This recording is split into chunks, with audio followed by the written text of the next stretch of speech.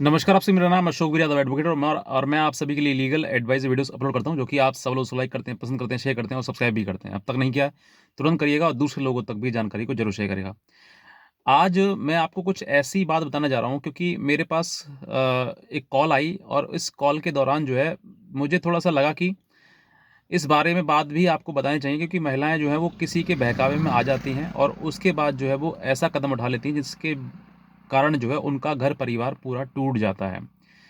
तो आज मैं आपको यही बताना चाहूँगा कि किस तरीके से आपको इन सब चीज़ों को सेटल करना है क्योंकि एक परिवार चलाना एक पत्नी के ही हाथ में होता है। चाहे वो उसको उस घर को जो है वो बेकार कर दे, खराब कर दे या फिर उसको जन्नत से बढ़िया बना दे। ये डिपेंड करता है एक महिला के ऊपर। लेकिन महिला के ऊपर तब डिपेंड करता है जब महिला किसी दूसरे व्यक्ति की बात नहीं मानती है। जब वो महिला अपने घरवालों की या अपने माँ-बाप की या सिर्फ़ और सिर्फ़ वकील की बात माननी शुरू कर देती है, तो फिर ये घर जो है वो टूटना शुरू हो जाता है। क्योंकि महिलाओं के पास कानूनी अधिकार है और जो अधिकार है, उन अधिकारों का अगर वो इस्तेमाल करती है, तो वो एक तेज़ धार की तरह पुरुष के ऊपर यानी कि पति के ऊपर कार्य करते हैं। अब मैं आपको बताना चाहूँगा कि मेरे पास एक कॉल आई थी कि और जो कॉल जो है इसमें कॉल में महिला जो है वो अपने आप को मतलब बहुत ज़्यादा परेशान और रोने लगी। कह रही सर मेरे 7 साल से मुकदमा चल रहा है। और साथ-साथ मुकदमा मेरा बिल्कुल मन नहीं है मुकदमा चलाने का, लेकिन अब जो है वो जो मेरे पति हैं वो बिल्कुल रखने को मना करते हैं। तो मैंने उनसे पूछा भई मैंने कहा भई कि मैंने कहा ऐसा क्या कारण रहा था? तो उन्होंने कहा कि सर घर में लड़ाई-झगड़े होते थे थोड़े बहुत, तो मैं नाराज़ होकर घर मायके चली आई थी और अब जो है वो उसी दौरान जो है उन्होंने फिर मेरे ऊपर बुलाने का मुझे मुकदमा लगाया। मैं 3-4 महीने घर नहीं गई थी, मायके ससुराल नहीं गई थी। तो उनके बाद जो है वो गाज़ियाबाद से उन्होंने एक जो है बुलाने का सेक्शन 9 का मेरे ऊपर मुकदमा लगाया था। उसके बाद मैं वहाँ पे गई, वहाँ पे जाने के बाद मैंने सेक्शन 24 में उसमें उसकी एप्लीकेशन लगाई हिंदू मैरेज एक्ट के तहत और उसके बाद उसने मुझे उसमें आने-जाने का खर्चा जो है मेरे को बाँध दिया गया। अब इस दौरान वो फिर उसने आना बिल्कुल बंद कर दिया और फिर मैं कुछ दिन गई तो फिर वो जो है वो केस खत्म हो गया। लेकिन उसी दौरान जो है मैं एक वकील साहब से मिली, वकील साहब को मैंने बताया तो उन्होंने मुझे एडवाइस किया कि आप जो है इसके ऊपर दहेज का, मेंटेनेंस का और डीवी का ये कई केसेस लगा दो इसको, ये साला जो है झुक जाएगा और अपने आप तुमको बुला के ले जाएगा। ऐसा ही महिला ने जैसे ही उसने कहा वैसे ही उन्होंने महिला ने जो है वो कर दिया। अब करने के बाद यही प्रोसीडिंग जो है अब से लगभग 7 साल पहले की ये बात है और 7 साल अब बीत चुके हैं। अभी तक जो पत्नी जो है वो अपने घर पर ही है और घर पर ही जो रहकर जो है वो कहती है कि सर मैं रोने लगती हूँ, मेरे आँसू निकल आते हैं, मैं क्या करूँ सर मैं परेशान है, आपकी मैं वीडियो देखती हूँ, तो मुझे लगता है कि सर मेरी कुछ मदद करेंगे। बिल्कुल मदद करेंगे। अब मैं आपके लिए ये जो आपको जो पूरी कहानी बताई है मैंने इनकी, इस कहानी से आपको ये प्रेरणा सीखनी है क्योंकि ऐसी बहुत सारी महिलाएँ होंगी, जिन महिलाओं ने सिर्फ़ अपने माता-पिता के कहने पर आकर या वकील के कहने पर आकर उन्होंने झूठा दहेज का या फिर घरेलू हिंसा का या फिर मेंटेनेंस का केस कर दिया। अब केस के बाद जो है उनको लगा कि यार हमें तो मतलब मान लीजिए पैसा भी मिल जाता है आपके लिए, हालाँकि बहुत मुश्किल होता है लेना, कोर्ट की प्रक्रिया बहुत जटिल होती है। लेकिन फिर भी अगर मान लीजिए आपको मिलना शुरू हो गया, तो क्या शादी आपने सिर्फ़ मेंटेनेंस लेने के लिए करी थी? आपसे मैं सवाल पूछता हूँ कि क्या आपने शादी सिर्फ़ और सिर्फ़ पति से मेंटेनेंस करने के लिए की थी? या आपने शादी उसको जेल में डलवाने के लिए करी थी? क्या आपने शादी उसको उसके ऊपर झूठे मुकदमा करने के लिए की थी? ये सवाल आपके मन में अगर आप आते हैं तो सोचिए कि वाक़ई इन सब चीज़ों के पीछे कारण हमारा उस घर में रहना है या फिर उस घर के ऊपर झूठे मुकदमे दर्ज कराना है?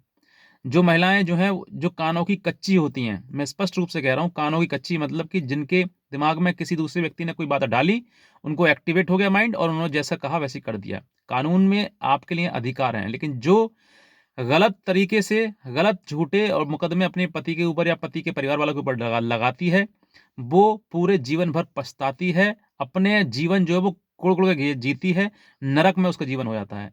सिर्फ़ और सिर्फ़ किस वजह से? क्योंकि वो झूठे मुकदमे दायर करती है, इसलिए। झूठ का जो विनाश है वो 100% होना है।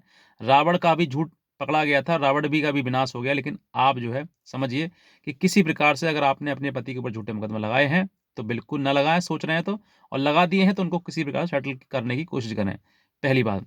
दूसरा, अब जैसे एक मोस्ट इम्पोर्टेंट जो बात बताना चाह रहा हूँ क्योंकि जैसे मैंने इनकी कहानी सुनी, इनकी बात सुनी कि सर मेरे पति ने मुझे बुलाने का केस किया था सेक्शन 9 का और उसके बाद फिर मैंने उसके ऊपर मुकदमा कर दिया। ये महिलाएँ गलत करती हैं। आपके लड़के को एक पति को आपके ऊपर अधिकार है कि आपको बुलाया जाए। आपको अपने ससुराल में, मायके में अपने मतलब अपने घर बुलाया जाए। लेकिन आप जो है जैसे ही मुकदमा आता है तो आप उसका गलत इस्तेमाल निकाल करते हैं, या फिर कुछ वकील भी आपको समझा देते हैं कि उसने सेक्शन 9 का केस कर दिया तो आप उसके ऊपर दहेज का करो, डीबी का करो, घरेलू हिंसा करो, मेंटेनेंस का करो, ये कई केसेस जो है उसके ऊपर लगा दो। तो अब अपने आप ही उसके साले की अकल ठिकाने आ जाएगी। आप गलत सोचती हैं। ये अगर आपको किसी ने एडवाइस किया है तो आज ही इस एडवाइस को अपने दिमाग से निकाल दीजिए। क्योंकि अगर उस घर में आपको रहना है तो किसी की अकल ठिकाने नहीं, आपको अपनी अकल सेट करनी है उस व्यक्ति के साथ जिस व्यक्ति के साथ जीवन व्यतीत करना है आपको।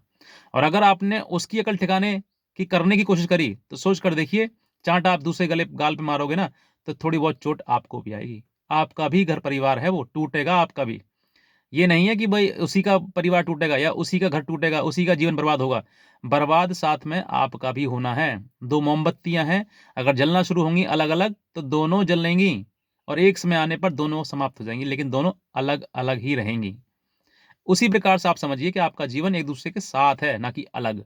अगर अलग रहोगे और मुकदमे एक-दूसरे के ऊपर करोगे, तो मैं कहता हूँ जीवन आपका नष्ट है, नरक है। अगर पत्नी को बुलाने के लिए पति ने 498 सॉरी सेक्शन 9 का केस किया है आपके ऊपर, तो आप उसके घर जाएँ। उसको बुलाने के लिए कहे या तो कोर्ट में आप ये ना लगाएँ सेक्शन 24 की मेंटेनेंस के लिए आपने आने-जाने के खर्च के लिए अपने एप्लीकेशन लगा दी, उस पे और बर्डन डाल दिया। नहीं। आप कोर्ट से यही विनम्र निवेदन करें कि सर मैं इन्होंने सेक्शन 9 का केस किया है, मैं जाने के लिए इनके साथ तैयार हूँ। अब मुझे इनके साथ रखा जाए, मुझे कोई पैसा-रुपया नहीं चाहिए। मुझे सिर्फ़ अपने पति की शरण चाहिए, इन्हीं के साथ मुझे रहना है, बस। यही आप अगर आप निवेदन करोगे, तो मैं कहता हूँ आपको कोर्ट भी आपके साथ में सतर्क रहेगा और आपका परिवार भी बचेगा। चाल के साथ नहीं, कि मन में तो आपके ये है कि भई मुझे लेके जाए एक बार घर इसके अपने घर, उसके बाद बताती हूँ मैं इसको। तो आप चाल कर रही हैं, चाल नहीं खेलनी है आपको। आप अगर उसको आपकी नियत में है कि मुझे उसके घर जाना ही है, उसके साथ ही रहना है, तो आपकी नियत हर कोई पढ़ लेगा। कोर्ट भी इतना बेवकूफ़ नहीं होता है कि आपकी चाल पढ़ नहीं पाएगा कोई। सब समझ लेते हैं, सब समझ जाते हैं कि ये महिला किस प्रकार की है, घर बसाना चाहती है या फिर नहीं चाहती है।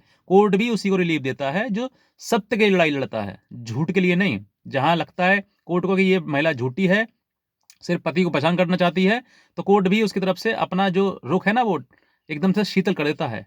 क्योंकि उसको समझ में आता है कि ये महिला गलत है या फिर गलत तरीके से पति पर ज़बरन ज़ोर आज़मा रही है।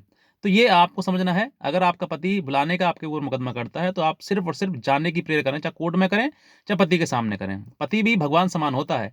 अगर आप उन सब चीज़ों के लिए आप प्रेयर करेंगे कि भई मुझे स आपके साथ रहना है, तो मैं कहता हूँ कोई ताकत नहीं है आपका घर परिवार टूट जाए। लेकिन जहाँ महिला के अंदर क्रोध या फिर उसको दबाने, झुकाने या अपने अनुसार उनको चलाने के लिए प्रेरित करती है या फिर उनको ऊपर झूठे मुकदमे दर्ज करती है, तो मैं कहता हूँ आज तो आप दूसरे को झुका लोगे, कल आपको खुद झुकना पड़ेगा और आपका जीवन पूरा नरकमय हो जाएगा।